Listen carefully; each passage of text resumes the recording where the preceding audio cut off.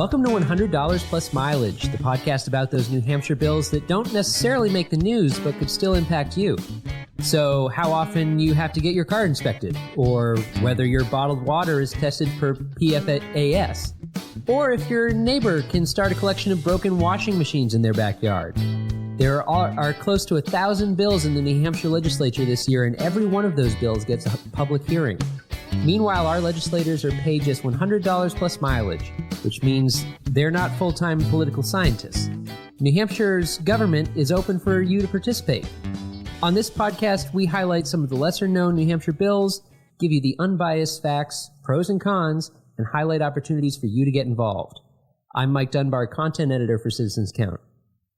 I'm Anna Brown, director of research and analysis for Citizens Count. By the way, those little examples you get all have been New Hampshire bills. Oh, yeah. In the past in one way or another.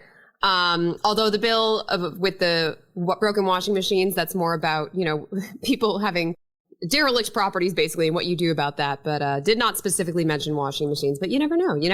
There are crazy people out there who do really, really weird things with their property. So, but we're touching on a more serious topic today, gun control, or as the case may be, gun rights. Yeah, I think I'd call this one a gun rights bill. So this is HB 195, and it would shield displaying a firearm from the state's reckless conduct law. And we're not talking displaying like hanging over a mantle. Right. This is not like your blunderbuss hanging next to a moose head. This is displaying in open carrying or holding in your hand, that kind of thing. Okay. So before we get specific about HB 195, let's talk about the law against reckless conduct. Reckless conduct is defined as behavior that places another person in danger of serious bodily injury. Right, exactly. So, for example, leaving drugs unattended around your children, firing a gun through a wall while you're trying to clean it, firing warning shots into the air, speeding in a car towards pedestrians, et cetera, et cetera. Yeah, all of those I know based on some researching we did have resulted in reckless conduct charges in New Hampshire. And by the way, the leaving the drugs, we're not talking like Tylenol. We're talking obviously, hard drugs, illegal drugs. So after Googling reckless conduct in New Hampshire, I'd like to interrupt this broadcast for a brief public service announcement. Don't point a gun at something unless you intend to shoot it. This public service announcement was brought to you by my father, Ray Brown. He taught me firearm safety when I was in high school. What's up, Dad? Well, okay, so speaking of firearms, they have a special place in the state's reckless conduct law. Reckless conduct is a misdemeanor in New Hampshire unless a person uses a deadly weapon like a gun, and that would make it a felony. So I read a little bit about this as well because it's interesting that there's that carve out, and that was only added in the 1990s. There's a union leader story from 1994 that quotes Assistant Attorney General William H. Lyons saying, "There have been too many officers who have found themselves in the middle of certain situations and someone waves a gun.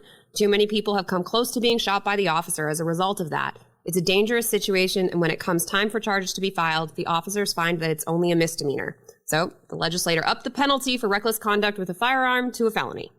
Right.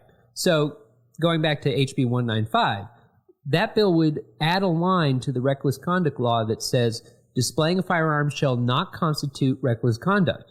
The bill doesn't define display, but it's certainly different from words like brandishing or verbs that are used elsewhere in the state law.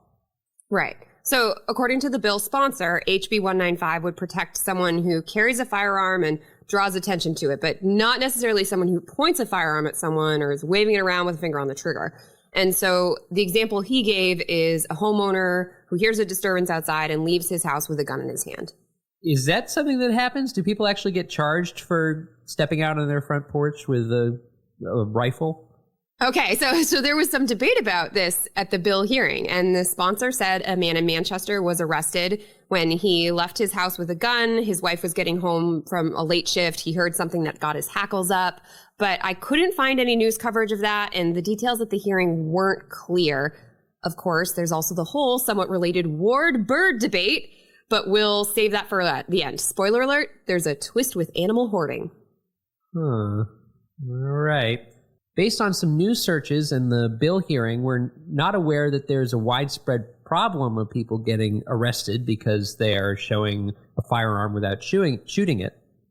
But supporters of HB 195 still argue gun owners should not fear a reckless conduct charge just for showing that they possess a weapon and could protect themselves during a confrontation. Yeah, well, the House Criminal Justice and Public Safety Committee was debating the bill. Supporters argued that some people are intimidated by others carrying firearms, but that doesn't mean holding or carrying a firearm should be considered dangerous and reckless.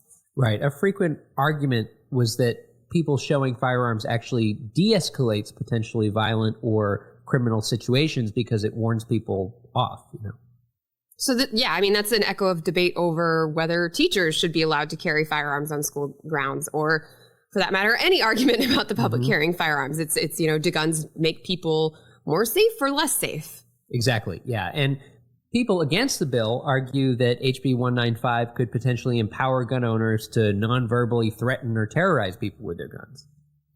Man, there were so many hypothetical situations that lawmakers were talking about during these hearings. So, what if a passenger in a road rage incident shows a gun through the window? Is that displaying? Should that be protected or not? And then what if an abusive partner places a firearm on the table during an otherwise casual conversation? Is that going to...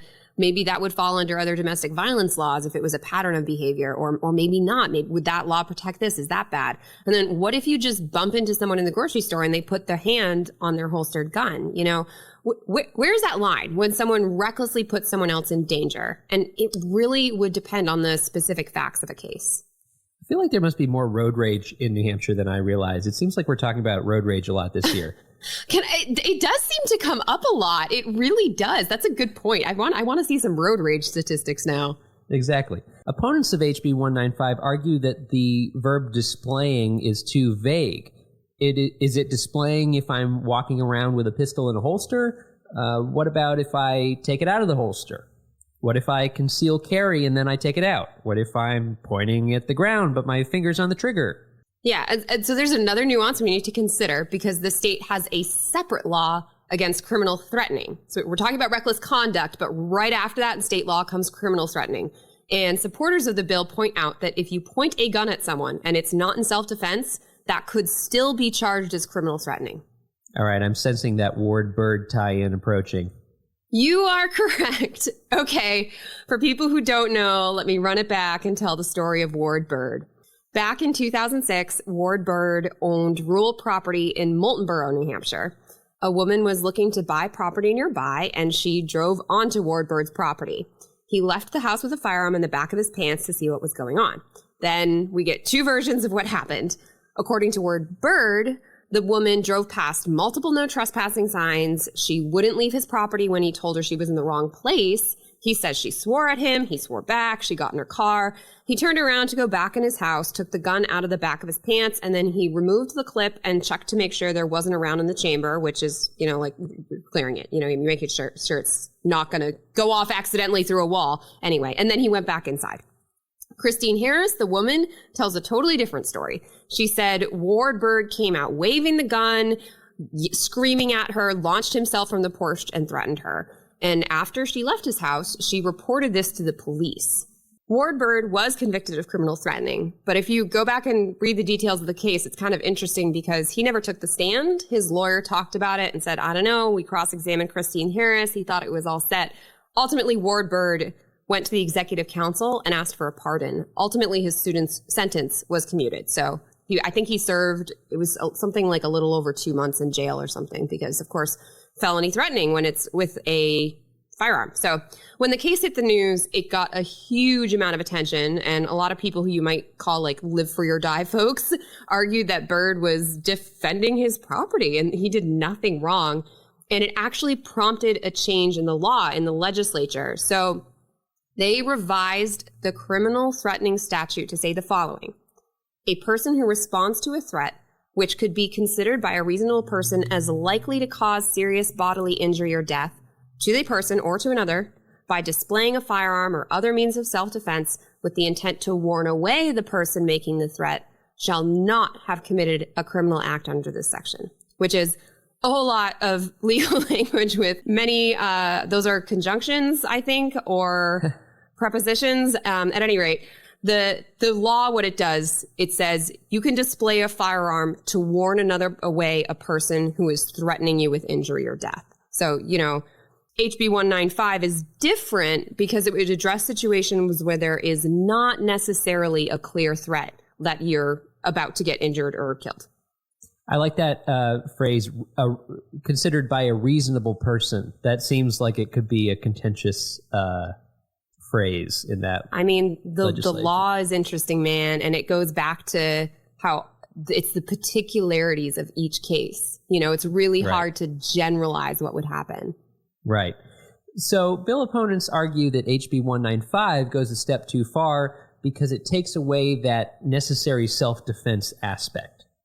Yeah, but the argument about criminal threatening goes both ways, because supporters of HB 195 argued that displaying is different than threatening. And so if someone doesn't just show a gun, they actually point it at someone, they could still be charged with criminal threatening.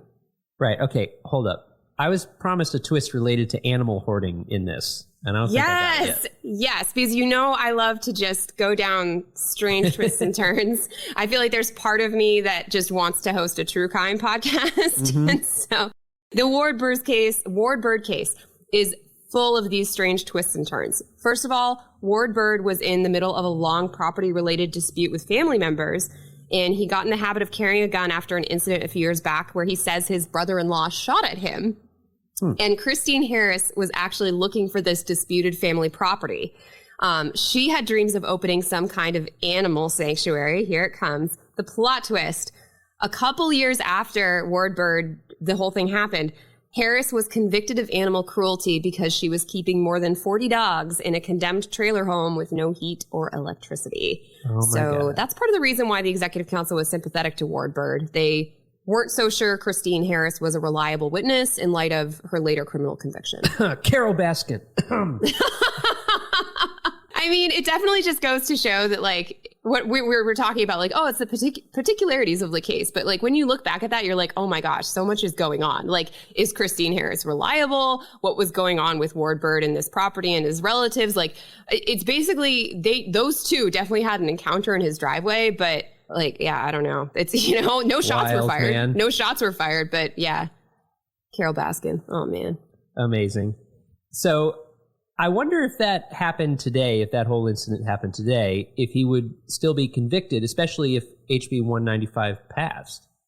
Yeah. I mean, okay, another hypothetical. So he was originally charged with criminal threatening, and the self-defense exception in that law only works if you can prove a reasonable person would have expected Christine Harris was about to cause injury or death. Mm-hmm. I don't know about that.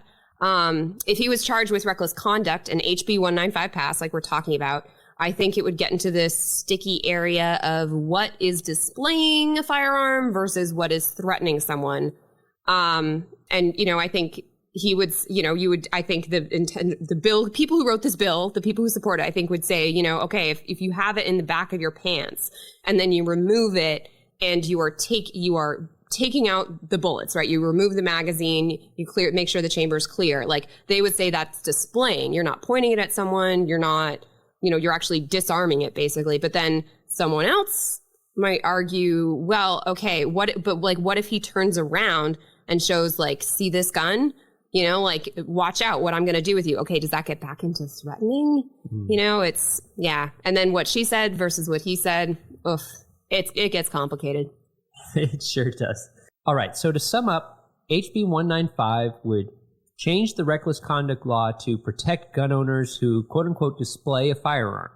Supporters argue this will protect gun owners exercising their Second Amendment rights, but opponents argue it will empower gun owners to intimidate or terrorize other people. Anna, if our listeners have an opinion on this bill, what should they do? Okay, the full House of Representatives will vote on HB 195 when they next meet, which is April 7th, 8th, and 9th. If you have an opinion, contact your state representatives and share your views. You can find your elected officials on the Citizens Count website by going to our navigation bar. This is citizenscount.org, and click on Elected Officials. And also worth noting, the House of Representatives is voting on other firearm-related bills that same day. So, for example, there's a constitutional amendment banning gun restrictions, just outright, CACR 8, and a bill to prohibit local or school gun bans. That's HB 307. We have a topic page all about gun laws on the Citizens Count website if you want to learn more. That's going to be a marathon, 3 days of voting, by the way. Usually the House of Representatives meets almost every week throughout the beginning of the year. But thanks to good old Corona V, they're instead opting for this Votapalooza at the Bedford Sportsplex. And I'm thinking back to the last time they met in February when there was that controversial vote and some people were locked in, some people were locked out. I mean, hopefully things aren't quite as spicy this time because they have a lot of bills to get through. Yeah, and hey, they're on a football field. Maybe we just need some referees to be on the sidelines ready to take control. All right, I think it's that time. It's our segment, Only in New Hampshire. And Anna, what do you have for us this week? All right, this one is near and dear to my super nerdy heart because both my mother and my sister are librarians. Huh. So, New Hampshire, first state library in the country, established in 1717. But I think even more interesting than that, we're the home to the first taxpayer-funded library. So that was founded in Peterborough in 1833. It was led by a Unitarian minister, Reverend Abiel Abbott, and its original collection was only about 100 books, which was accessible in the general store, which was also the post office. So you could, pick up your flower, your whodunit mystery, since you're into true crime like me, and then, send a letter to your pen pal lover from Massachusetts. Ooh, I don't know about that. If you're a Granite Stater, hopefully you don't have a pen pal lover in Massachusetts. Yeah. So yeah, libraries, I think it's people, I've heard the argument, how would people react today if we proposed public libraries and they weren't a thing before? Is this something that we would support with taxpayer dollars? And obviously, I have to admit open bias here because I have two family members who are librarians. That was shelving books was my first high school job. But I think when we talk about the foundation of democracy, we talk about public education.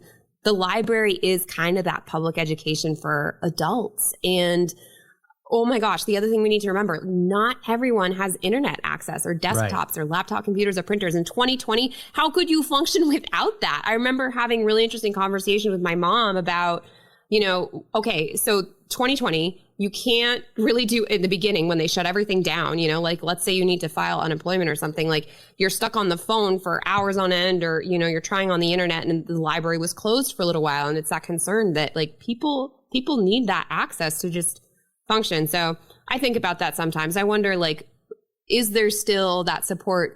It's such a part of just government everywhere, that it doesn't really come up. But just got to give a shout out to our libraries and shout out to New Hampshire for being the first one to do it in the U.S. That's right. That's amazing. I had no idea that was the case, but it's one more reason to be a proud Granite Stater, everybody. And that about wraps it up for our episode today. You can find more information and episodes at citizenscount.org. We'd like to thank Franklin Pierce University for producing and the Granite State News Collaborative for hosting. Our theme music is composed by Mike Dunbar. Hey, that's me. Lastly, we thank you for giving us a listen and thinking about how you can be a part of what makes New Hampshire by the people, for the people.